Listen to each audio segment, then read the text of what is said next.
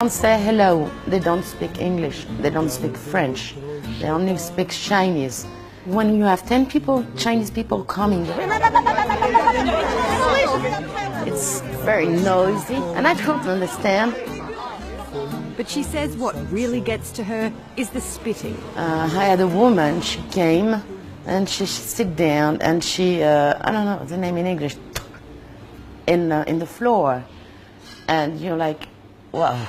So, inside? Inside. She was just sitting. I came with the menu, and she... For Chinese tourists, Paris is still the most popular destination outside of Asia. At times, the centre of the city can look more like downtown Beijing, especially in the shopping district, outside Stephanie Verrett's restaurant and bar. Here, the all-important French greeting bonjour has been replaced. Ni hao. Ni hao. According to Stephanie, good French manners and etiquette have also disappeared. Stephanie has lived and worked in this street for 25 years. Rue de Provence was lined with typical Parisian shops until a Chinese restaurant opened a few years ago. Next to it, it was a bar, a really typical bar, French bar, you know, people taking coffee and croissant in the morning. Within 2 years, almost all of the owners were offered large amounts of cash by Chinese proprietors. So all of these small businesses then all sold to Chinese it was restaurants. Like a little village. These days, the little village is no more. Aside from the crowds, competition between the new Chinese business owners is fierce, as our camera crew found out.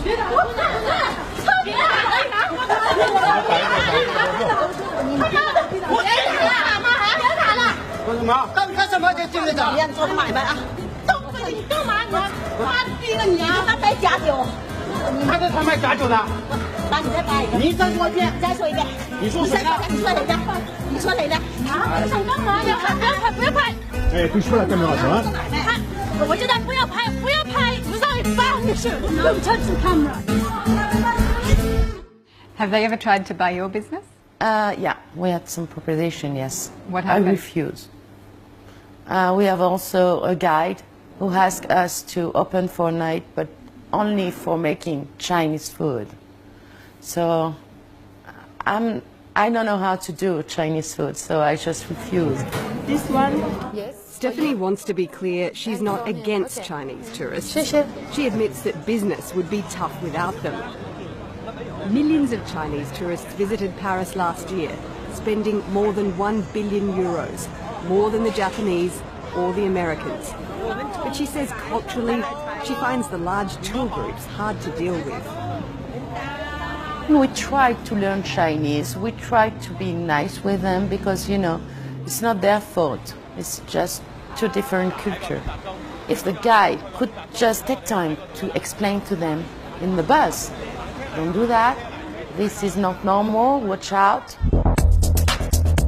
The clash of cultures from inexperienced Chinese tourists has been well documented on social media around the globe. There's the man who had a bath in a Venice canal, a student who graffitied his name on an Egyptian temple, fights at the airport, fights on the plane, fights at the buffet table. All this has led to Chinese authorities threatening to blacklist badly behaved tourists and ban them from travelling abroad.